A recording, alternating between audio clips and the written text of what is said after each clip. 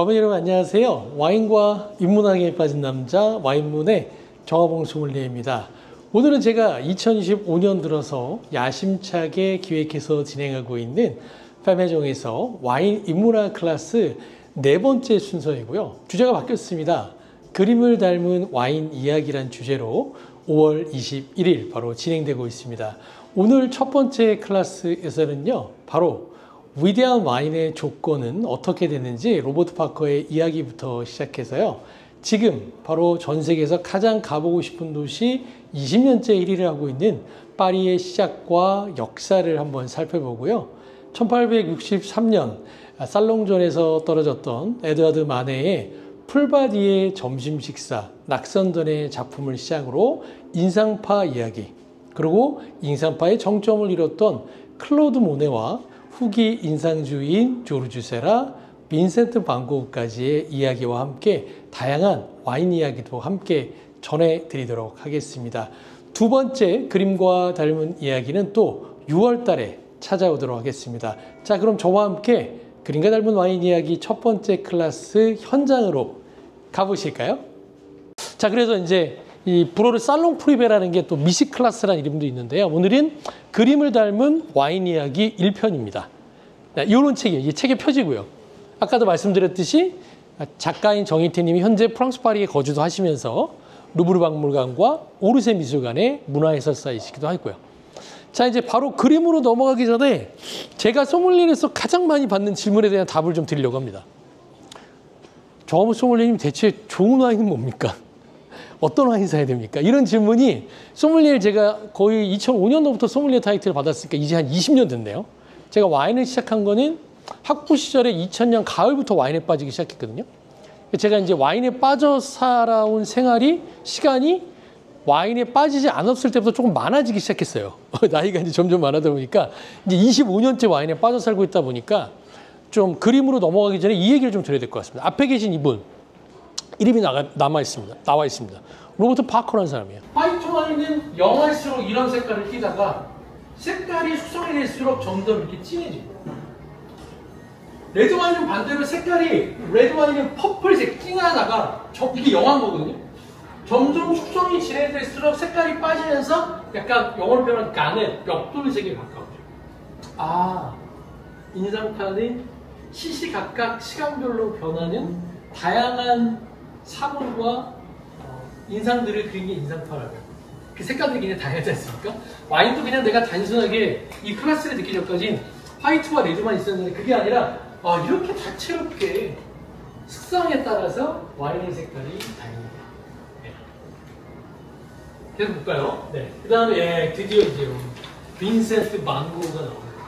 아까도 말씀드렸듯이 27살인가요? 8살 때부터 화가를 굉장히 늦가기로 해서 39살에 생을 마감했으니까. 그리고 굉장히 여러분 다 영화도 많고 여러분 최소한 여기서 아무리 그림을 몰라도 예술의 전당 한가람 미술관이나 국립현대미술관에서 하는 빈센트 반 고흐 저는 너무 많이 빈번하게 보셨을 겁니다. 그럼 이 그림을 제가 왜 갖고 왔냐면 이게 제가 오늘 와인이 주제다 보니까 이 와인 포도맛을 그렸고요. 이때 이 포도맛의 모습이 약간 저희가 예측하는 게 그건 정상적인 아닌 포도맛의 모습일 수도 있다라고 생각할 수 있는데 우연치 않게 빈센트 반 고흐가 죽기 전에 딱 한 점의 작품이 팔렸는데 이게 죽기 전까지 단 한 번의 작품들이 팔린 적이 있습니다.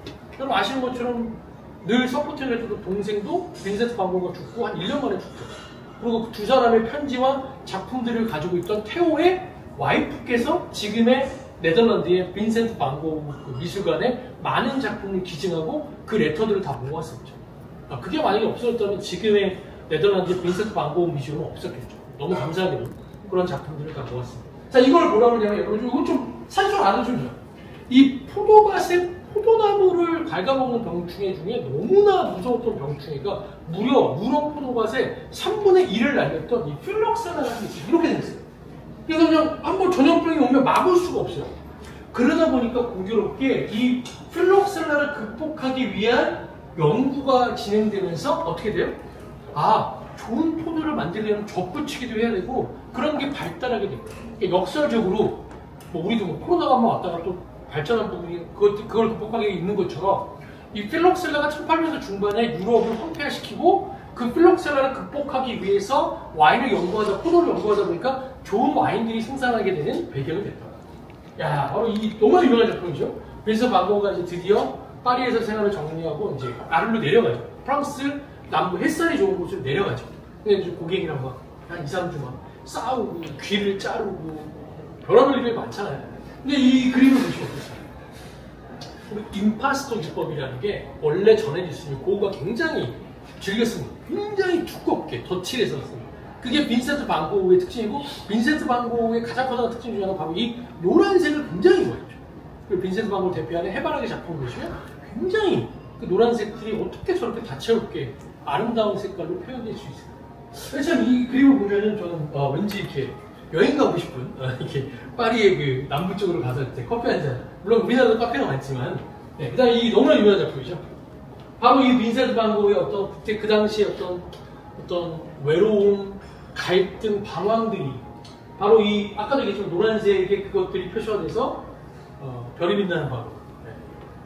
이런 작품들은 이제 한 몇백억 정도 하는. 우리나라는 뭐 보통 일본의 미술관들의 작품들을 좀 많이 가지고 있죠. 그래서 이런 와인들이 아까 얘기한 그 임파스토 기법을 딱 생각했을 때 떠올리는 와인을 한번 제가 알려드리려고 바꿨어요. 이걸 여러분 한번 알아보면 좋아요. 한자로 귀할 귀자에 썩을 귀부 와인. 이게 무슨 얘기냐? 여러분 제가 만약에 포도나무잖아요. 여기 5송이, 여기 5송이 된지 제가 10송이가 실린 제가 포도나무예요. 근데 이 포도나무가 있는 공간이 강 옆이어가지고 저녁에는 막 온도차로 안개가 껴요. 그러니까 어떻게 되면 이 포도나무가 약간 습도가 생기니까 곰팡이들이 생기죠. 일부러 곰팡이들이 피기 다. 그러면 그 곰팡이가 이게 포도 알맹이가 어떻게 되냐면 이 곰팡이들이 포도의 수분을 먹기 위해서 이거 약간 쭈글쭈글해지겠죠? 약간 반 건조 포도까지 됐을 때 그거를 사람이 핀셋으로 수확해요. 그럼 어떻게 되는 거예요? 보세요. 여기에 당이 100이 있었는데 수분이 점점 반으로 줄고 당은 그대로죠. 당은 그대로니까 얘는 당이 높아져. 그래서 이거 귀보 와인이에요. 그래서 이런 와인은 어떻게 되겠어요? 만드는 공정에서 몇 배 있어요. 몇 배. 그냥 만든 와인보다 훨씬 만드는 프로세스가 복잡하고 어렵대. 그 중에 대표하는 게 이거예요. 샤또 디케. 프랑스 속담에 너가 죽기 전까지 푸아그라, 거위가 아니라 샤또 디케를 같이 테이스팅 해봤다면 너의 인생은 살만한 인생이었다는 속담이 있대요. 그러니까 이제 그들이 워낙 미식이 그들의 삶에 중요하니까 이 최고의 기부가 있는 샤또 디케하고 3대 진미 중에 하나인 푸아그라를 먹어본 인생이면 네 인생은 살만했다는 되게 은유적인 얘기죠. 이건 이제 샤또 리에스. 여러분 그냥 이름 같은 거 오늘은 뭐 이런 거 그런 개념이 아니라 여러분들한테 이 그림과 연관, 저런 와인들이 있구나. 귀보 와인이라는 게 있구나. 이것도 참고로 여러분 프랑스 보르도 밑에 지역에서 나오는 와인. 좀 볼까요? 그래서 이런. 그 다음에 이제 아까 빈센트 반 고흐와 성격 차이가 한 3주 정도 같이 아르에 있다가 싸움을 했던 폴 고갱의 너무나 유명한 작품입니다. 어디서 왔는가? 우리는 누구인가? 우리는 어디로 갔는가? 그래서 폴 고갱은 좀 약간 발전해서 종합주의라는 그런 것도 이제 본인이 이제 하나의 어떤 새로운 걸로 표현을 해요. 빈센트 반 고흐는 반 고흐대로, 조르주 세라는 조르주 세라대로. 그래서 후기 인상주의는 인상주의 작가들의 작품에 영향을 받았으나 또 나름대로 자기들만의 세계별로 이제 파들이 갈리게 됩니다. 그리고 이제 이어지면 이제 뭐 피카소라든지 마티스 같은 야수파까지 이어지는, 즉 인상파의 시작은 근현대 미술의 시작의 시발점이었던 거죠. 파리의 심판에서 캘리포니아 와인들이 프랑스의 와인을 우승하면서 각 신세계 지역들의 와인들이 자기들만의 색깔의 와인을 내는 거랑 일맥상통하는 이야기를 보죠. 네, 그다음에 여러분 이 그림은 너무 많아요. 이걸 여기가 바르비종파라고 해요. 왜냐하면 그 바르비종이라는 농가, 파리 근교였는데 바로 그 유명한 장 프랑스 밀레라는 사람이 그래서 그 친구들하고 같이 만든 그림을 바르비종파라고 하죠. 어떤 거냐면 어떤 그 농부들, 노동자의 어떤 그런 숭고함. 네. 근데 이 참 그림 보면 뭔가 그렇죠? 뭔가 되게 숭고해지고 노동의 어떤 숭고한 것들이 느껴지죠. 그게 이제 바르비종파의 특징이죠. 원래 만족.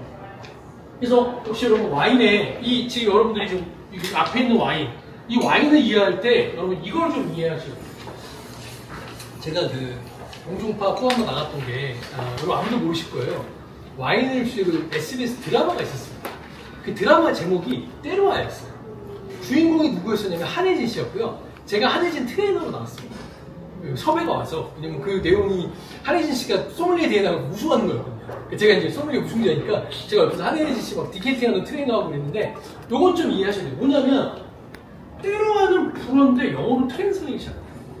왜? 그 단어의 뜻이 굉장히 복합적이어서 좀 이해해 주시면 좋습니다. 뭐냐면 자연적인 요소, 환경. 여기 환경이라고 한번 읽어볼게요. 그 포도맛이 가지고 있는 기후, 위도, 고도, 지형, 토양 이런 것들. 그 다음에 빈티지는 그의 수확한 여러분 흉년, 풍년이 있지 않습니까? 풍년이라는 거는 포도 농사가 잘 됐어요. 포도 농사가 잘 됐다는 걸 미루어 짐작하는데 잘된 포도가 퀄리티가 좋고 품질이 좋으니까 와인도 맛있겠구나. 그걸 저희가 빈티지라고 부릅니다. 그 다음에 마지막에 사람의 능력. 이건 좀 여러분 이해하시고. 이런 와인의 어려운 가장 큰 이유는요. 지금 제가 브리핑해드린 것처럼 소믈리에가 되기 위해서는 프랑스의 8대 산지를 다 외워야 되고 그 산지별로 어떤 품종이 나오는지를 저희가 어느 정도 암기를 시작해야 되거든요. 즉 그 얘기가 뭐냐면 그 지역의 때로와를 이해하는 거예요. 프랑스 루아르는 서늘하니까 화이트 와인 생산지로 많구나. 그러니까 거기는 소비뇽 블랑이나 화이트 와인들이 많이 나. 그게 바로 때로와의 얘기예요. 그래서 여러분 오늘 개념. 오늘은 여러분 시간 관계에서 제가 와인을 여러분들 너무 깊이 있게 전달해 드릴 수는 없지만 와인을 이해하는 데 몇 가지의 단추들은 여러분들한테 알려드리고 싶었던 겁니다. 그래서 때로와는 굉장히 중요한 개념입니다. 그래서 프랑스에 8대 산지가 있는데 그 산지들마다 적합한 때로와가 있고 품종도 전부 다 어떻더라? 다 다르더라. 이 정도까지 아시면 좋을 것 같습니다. 자, 이제 마지막으로 이제 여러분 이게 또 어마어마한 작품입니다. 바로 입체파를 알렸던 피카소의 아비뇽의 천일. 시각이 굉장히 다양하죠. 이거는 기존에 우리가 봤던 회화의 고정관념을 깨는 작품인 거죠. 하나의 소실점으로 보이고 원근법으로 보였던 그림들이 갑자기 이 피카소라는 사람이 이 사람은 또 입체파라고 많이 얘기하는데 마티스가 라이벌인데 마티스를 야수파라고 그러고 대표적인 작품입니다. 아비뇽의 천일. 이게 1907년도 작품입니다. 그 다음에 이런 홀라주도 이제 피카소가 했고요. 그 다음에 바로 이 그림. 마티스가 1905년도에 자기의 어떤 그 와이프를 그렸던 갑자기 사람의 색깔을 파란색. 그래서 이때 이 사람은 야수법은 총록파라고 하게 됐죠. 이 그림이 굉장한 센스. 이게 살롱존에 출품됐던 작품이거든요. 또 난리가 났어요. 살롱존에서. 이건 또 누가 그린 거냐? 이게 그림이냐 막 그러면서. 하지만 그것이 바로 마티스의 또 시작이었던 거죠. 지금까지 마티스는 너무나 우리 삶 속에도 인기가 있고 하는 분이에요. 앙리 마티스 이런 작품. 이게 삶의 기쁨이라는 작품. 이거 너무 유명한 작품이죠. 굉장히 색깔에 집중했던 앙리 마티스. 이제 거의 이제 마무리되겠습니다. 이런 옛날 작품의 어떤 작품이죠. 여러분 놀랍게 이때가 이제 유리들이 막 들어오기 시작했습니다. 그래서 이때 보세요. 글라스를 또 품종에 따라 이거 여러분 지금 화이트 와인 잔이거든요. 왜 제가 화이트 와인 잔이라고 하냐면 레드 와인 잔은 여기가 볼이 넓어요. 왜? 레드 와인, 화이트 와인은 온도가 이걸 지금 쿨러라고 하잖아요. 쿨러? 여기 이제 얼음이 들어가 있어요. 얘를 온도가 만약에 이 얼음으로 낮지 않다면 어떻게 될까요? 인간의 미각은 온도가 높게 되면 혀 양쪽부터 영원하면 엑스트리티 3도가 온도가 낮지 않으면 잘 안 느껴져요. 그래서 이 와인은 밍밍하게 느껴져요. 맛이 없게 느껴져요. 레드 와인이 반면에 레드 와인이 이렇게 차갑게 먹으면 어떻게 될까요? 혀 양쪽 끝에서 떡더름한 느끼는 탄닌이 날카로워져서 굉장히 떡더름하게 느껴집니다. 그래서 레드 와인은 상온에서 먹고 화이트 와인이 이렇게 칠링해서 와인잔이 작은 것이죠. 레드 와인잔은 보이죠? 이렇게 얘기 드리니까 이제 알겠죠. 왜 레드 와인잔이고 이게 잔의 모양이 굉장히 다양하다. 그 다음에 이제 소믈리에들이 있는 이유 중에 하나가 이런 디켄터. 와인이 굉장히 오래됐거나 세디먼트 찌꺼기가 있는 와인들은 드시기 그 병으로 바로 서비스하면 안 되기 때문에 이런 디켄터에 와인을 따르는 걸 디켄팅 한다고 이런 것도 있습니다. 그건 좀 고가의 디켄터입니다. 하나에 한 50만원씩 하는 리델이라는 회사에서 만드는 디켄터이고 저는 이제 소믈리에니까 굉장히 많이 디켄터를 사용했어요 제가 진행하는 네 번째 와인 문학 클래스의 첫 번째 주제였던 그림과 닮은 와인 이야기의 1시간 정도의 클래스의 내용은요. 이런 토픽들을 나눴습니다. 여러분 놀라시겠지만 파리의 시작은 1853년도에 오스만 남자, 나폴레옹 3세가 유명한 파리의 시장의 오스만 남자로 해서 지금의 파리의 모습이 갖고 파리는 이제 20년 동안 부동의 전 세계 가장 가보고 싶은 도시 1위를 차지하고 있다. 두 번째, 처음 얘기했지만 전 세계 가장 유명한 로버트 파코라는 와인 평론가가 위대한 와인의 조건을 이야기하면서 많은 사람들의 공감대가 이 위대한 와인 조건을 중요하다. 살롱조가 낯선 점, 이거 너무 재밌는 얘기죠? 어떻게 보면 현대인술이 시작을 했던 만해 풀바디의 점심 식사는 살롱전의 낙선전에서도 이슈가 됐었다.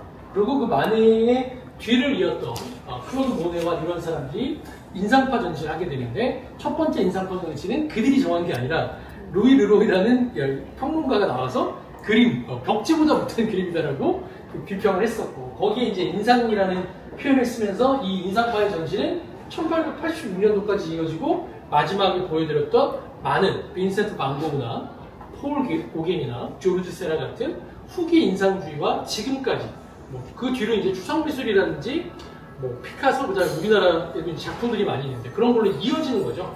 그리고 이제 와인을 위하기 위한 첫 단추는 뭐다? 여러분, 제가 25년째 와인을 하니까 여러분들에게 와인이 얼마나 어려울지는 제가 미루어지면서 너무 잘 알고 있습니다. 하지만 첫 단추는 어떻게 깨야 된다? 이 와인이 만들어놓은 지역이 어느 나라에서 만들어놓은 와인이냐? 그것이 그 와인의 때로와 그 와인이 만들어지는 토양과 여러 가지를 결정한다는 거예요. 두 번째는 꼭 기억할 게 뭐다? 영어로 하면 버라이어티, 품종이다. 즉 품종에 따라서 와인의 맛이 그렇게 많이 결정이 된다. 이런 정도로 여러분 기억하시고 와인을 여러분 접근하시면은 훨씬 여러분의 삶 속에서 풍요로운 삶이 될 거라고 저는 생각을 하고 있습니다. 와인과 인문학을 같이 엮는 사람은 아직까지 제가 못 봐서 이렇게 여러분들에게 저희 인사이트를 좀 나눠드리면 여러분들의 삶 속에 좀이라도 아까 얘기했듯이 좀 풍요로워지니까 클래스를 기획한 거고요. 저희는 굉장히 다양한 행사들이 많습니다. 여기서 와인 디너, 32층 라티튜드 바에서도 와인 시음의 위스키 디너, 6층 레스파스 테라스에서는 소텔 와인 게이지라, 그러니까 제가 여기 시금초가 있기 때문에 굉장히 다양한 운영 행사들을 하고 있는데, 여러분 언제든지 소텔에 오실 기회가 있으면 또 행사에 참여하시고, 또 이렇게 저를 오늘 이렇게 뵀으니까 먼저 이렇게 인사해 주시면 저는 좀 가던 길로 멈춰서 같이 안부도 전하고 하겠습니다. 여러분 다시 한번 이렇게 귀중한 시간 내서 저희 와인 인문학 클래스 그림을 하는 와인 이야기 마치고 감사드립니다. 감사합니다.